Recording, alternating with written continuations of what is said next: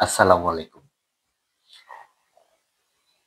আপনার আপনাকে ট্রল করার জন্য বেশি একটা যে ইস্যু লাগবে তাও না।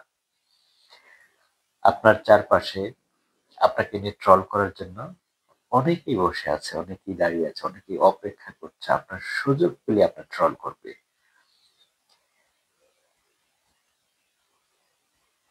এরকম কিন্তু চারপাশে অনেকে দাঁড়িয়ে আছে।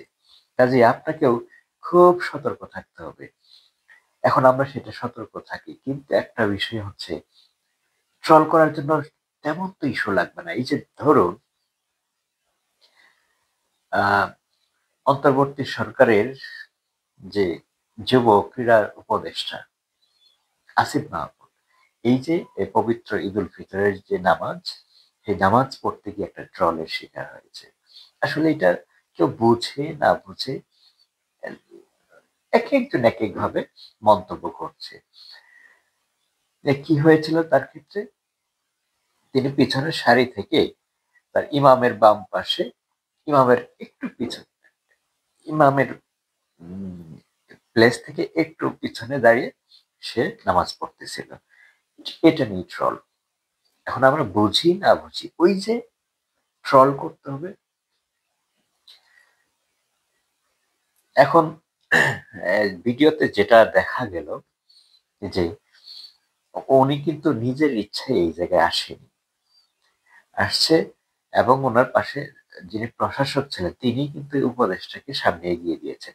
এর আগে যে সহ ইমাম ছিল সেই সহ ইমাম কিন্তু আ কল করেছিলেন কাউকে এই ইমামের বাম পাশে এসে নামাজ আদায় করার জন্য। এই আসিফ মাহমুদ তিনি ইচ্ছা করে আসেননি, তাকে জোর করে পাঠানো হলো। আর এইটা নিয়েই দেখেন তাকে নিয়ে ট্রল করা শুরু। আমাদের বাঙালি কোনো কিছু পারুক না পারুক,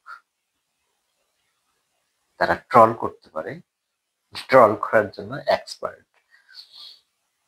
তারা বুঝবেও না, শুনবেও না। ওই যে হইয়ের উপর চলে না? এরকম অনেকেই আছে। যা হোক এটা থেকে আমরা হয়তো পরিত্রাণ পাবো। আস্তে, আস্তে মানুষ সচেতন হচ্ছে। যদিও বাংলাদেশের ক্ষেত্রে সেটা কতটা সম্ভব সেটা জানি না। তবে আমরা বুঝে শুনে ট্রোল করাটাই ভালো। আমরা সমালোচনা, আলোচনা করতে পারি। সেটা হতে পারে গঠনমূলক সমালোচনা।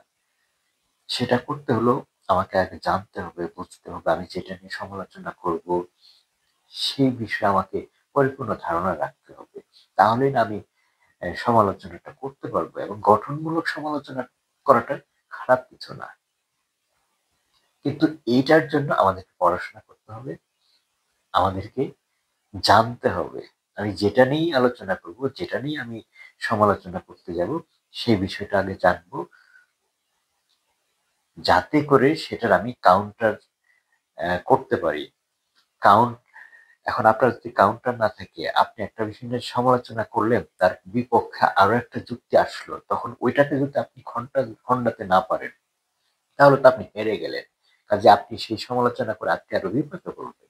কাজে আপনি সমালোচনা করেন, যেই বিষয়ে সমালোচনা করবেন সেটা সম্পর্কে আপনি ভালোভাবে জানবেন, শুনবেন, তারপর সমালোচনা করবেন। যাই হোক সবাই ভালো থাকবেন, সুস্থ থাকবেন।